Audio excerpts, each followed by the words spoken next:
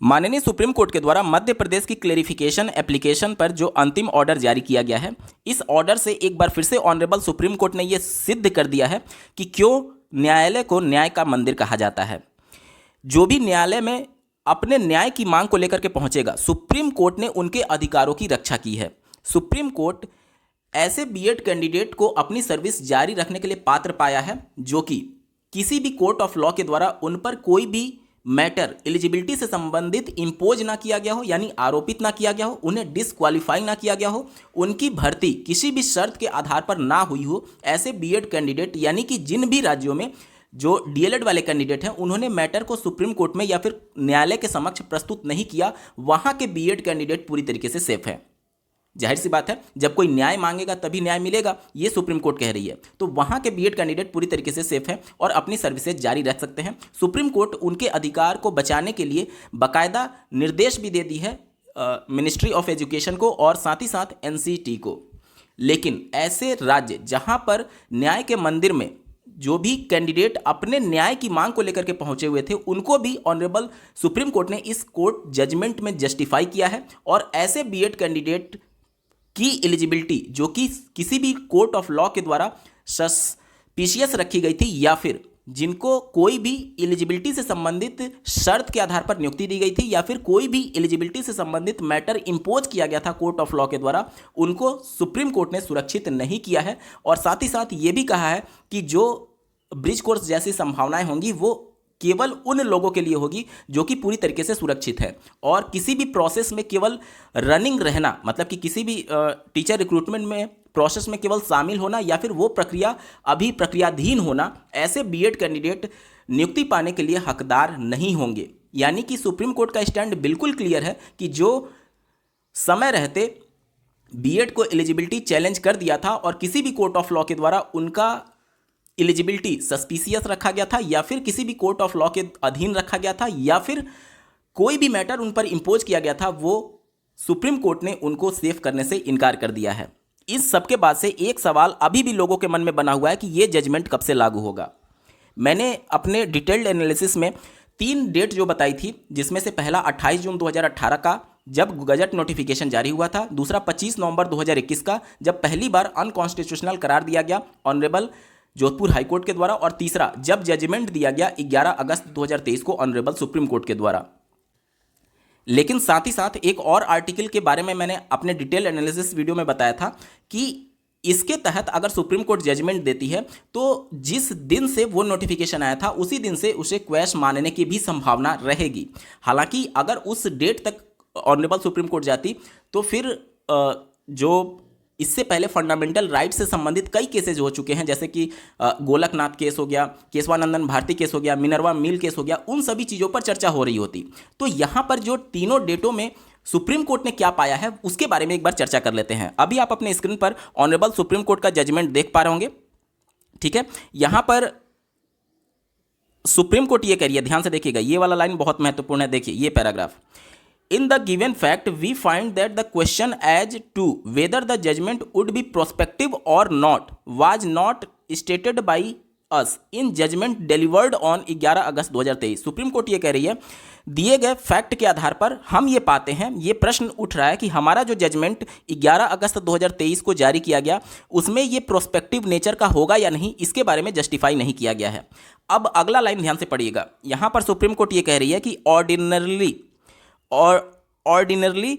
a judgment acts retrospectively unless it is specifically stated to be otherwise। यानी कि इस प्रकार की जो जजमेंट होती है, इस प्रकार का जो ऑर्डर होता है, साधारणतया यह रेट्रोस्पेक्टिव लागू होता है, यानी भूतलक्षी से, यानी कि 11 अगस्त से नहीं बल्कि भूतलक्षी से यह लागू होना चाहिए जब तक कि इसमें अन्यथा की कंडीशन में कोई भी बात मेंशन ना की गई हो। यानी सुप्रीम कोर्ट ये बिल्कुल स्पष्ट मान रही है कि हमारा जो जजमेंट है वो रेट्रोस्पेक्टिव लागू होना चाहिए। अब रेट्रोस्पेक्टिव में भी 2 डेट आ जाती है, क्योंकि प्रोस्पेक्टिव तो तब होगा जब 11 अगस्त से लागू होगा। रेट्रोस्पेक्टिव में दो डेट आ जाती है, 25 नवंबर 2021 और 28 जून 2018।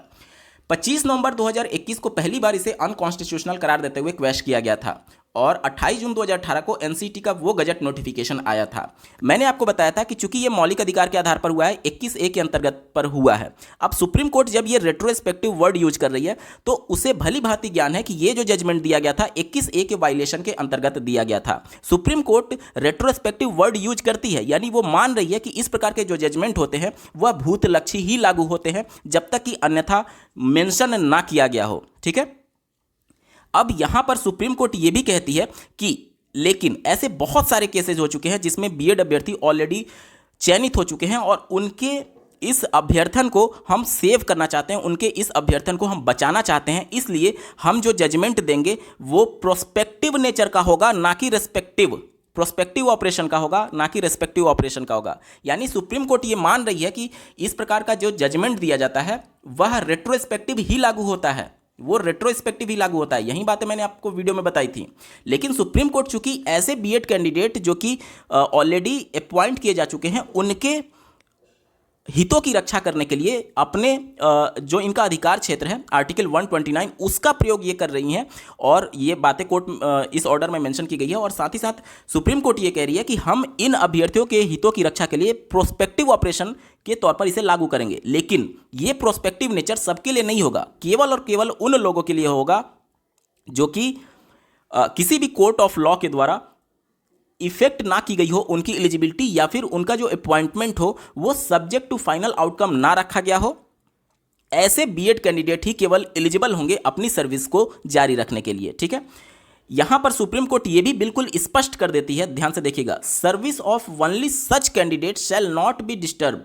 यानी कि ऐसे अभ्यर्थियों का सर्विस बिल्कुल डिस्टर्ब नहीं किया जाएगा जो कि किसी भी कोर्ट ऑफ लॉ के द्वारा या फिर कोई भी मैटर उन पर इंपोज ना किया गया हो या फिर उनके क्वालिफिकेशन को डिसक्वालीफाई ना किया गया हो किसी भी कोर्ट ऑफ लॉ के द्वारा। ठीक है, साथ ही साथ यहां पर सुप्रीम कोर्ट बिल्कुल क्लियर कर रही है, we make it clear this benefit is only, केवल उन्हीं बीएड कैंडिडेट पर लागू होगा जो कि 11 अगस्त 2023 के पहले चयनित हो चुके हैं। साथ ही साथ सुप्रीम कोर्ट ये बहुत महत्वपूर्ण लाइन यहां पर लिखती है, मेयर सिलेक्शन यानी बहुत सारे selection of such candidate were their participation in the process will not entitle them for a benefit under present order.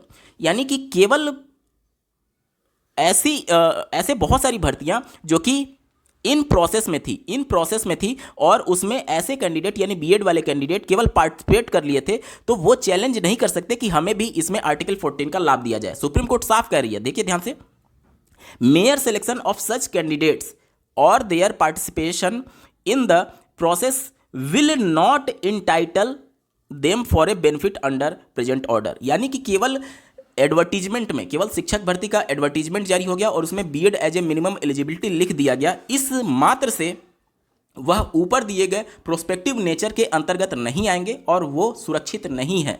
ध्यान से समझिएगा, केवल एडवर्टीजमेंट जारी होना, उसमें बीएड शामिल होने से बीएड अभ्यर्थी सेफ नहीं है।